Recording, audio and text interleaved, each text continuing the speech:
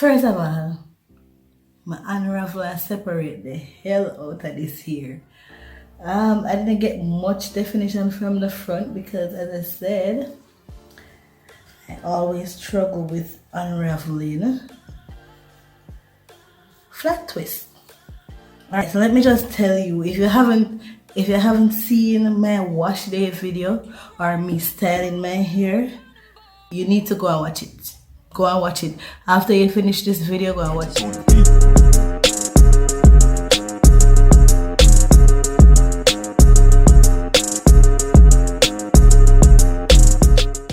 Hi guys, welcome back to my channel. In today's video, I'll be giving tips for beginners. And beginners does not mean that you just did your big chop or you're just starting to transition. You can be a beginner even if you've had natural hair for years, but you haven't been taking it seriously or you don't know exactly what to do with your natural hair. While I give you these tips, I will also be taking down my twist from last week. Yes, it's exactly 1 week since I've done these twists. Tip number one is to know your hair's porosity. So you need to figure out if you have high or low porosity hair. Don't be like me. I tried a bunch of products, and if I had only known my hair porosity, if I had learned about porosity, then I wouldn't have to waste so much money. I wouldn't have to go through so much trials and errors. If you have low porosity hair, it's supposed to be harder for water or for moisture to enter your hair shaft. That's because your cuticles tends to be tighter or closed. So it's not easy for moisture to penetrate the hair shaft. So with low porosity hair, heat is good when deep conditioning. Warm water is good for low porosity hair. It helps the hair shaft to open up and to allow moisture to enter. And it's good to seal your hair with cold water. Now for high porosity hair, moisture enters and leaves the hair very easily because the hair cuticles are open. So it says as it goes in, if you're not using the right product, as the moisture goes in, then it will leave the hair like instantly.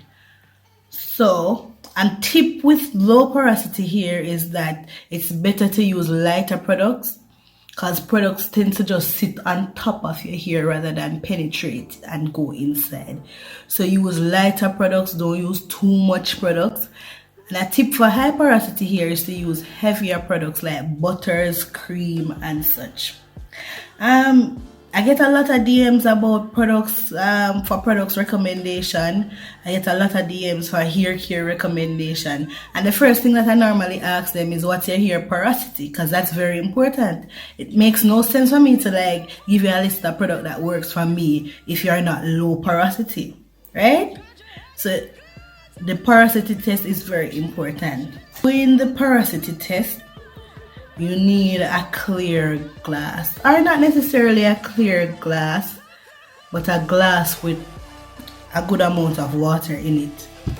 Then you will need a strand of your hair. Oh Lord, I just normally wait until I shed hair, I put it in there. But if there is no shedding, you need to rip a strand from your roots, from your scalp. I have been having some issues with shedding, so this is extremely hard for me to do. Alright, but there I go. I did rip a strand. Let me find the camera. There it is. I'm gonna place this strand of hair. Where? Right. There you go. Into this glass of water. Alright, you're supposed to wait like a minute or two before you check on it to see what your porosity is. So waiting. Not sure if I'm gonna wait a minute, but While I wait, let's go ahead and unravel these. Continue to unravel these twists. I'll start it from up the top here. You're not supposed to do that. Start from the end of your hair. And there you go. I have some twist out tips to give to you guys to ensure that you always get like bomb twist outs. I don't always get bomb twist out because I don't always follow the tips that I've gotten from others, as well as the tips that I found work for myself. And so I'm gonna check on that here right now. Alright, I know it looks like I probably don't know my hair's porosity, but my hair is low porosity and it floated, so that means it's low. But if your hair sinks, it means that you have high porosity hair. For tip number 2, ensure that no matter your porosity, for best results, for maximum moisture, apply products onto wet or damp hair.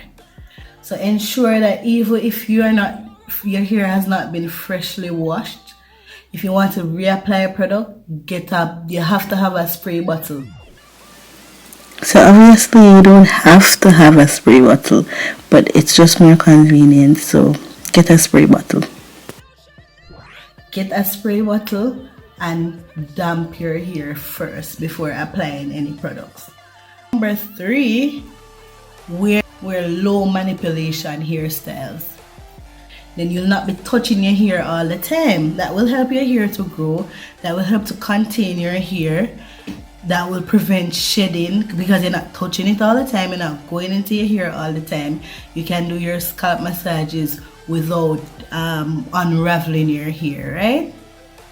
Like most people's intention when they go natural is for them to grow nice, thick, healthy hair. So you want to see growth. And if you're transitioning, the same can go for you finger coils, wash and go, or mini twists, and stuff like that. You can also braid your hair, not with extensions. You can do it with extensions, but you have to tell the stylist to not grip your roots too tight, because that will cause traction alopecia, and that's not good. Tip number 4 is to take down your wash and goes and your finger coils with water. Meaning, don't just go and try to detangle your hair like that, or even don't just go in with conditioner and try to detangle your hair like that. Ensure that your hair, when you're taking down these styles, ensure that your head is in the upright position. Use a jug if you don't wash your hair in the shower, and if you wash your hair in the shower, just saturate your hair with water. And at that point, you can probably go in with conditioner or whatever. You can detangle from there rather than trying to unravel dry hair. That will cause a lot of knots, that will cause breakage, and that will cause you to rip your hair out, which is not good in the long run for your hair. I think I'm at number 5 now, and this goes without saying. This goes for everybody.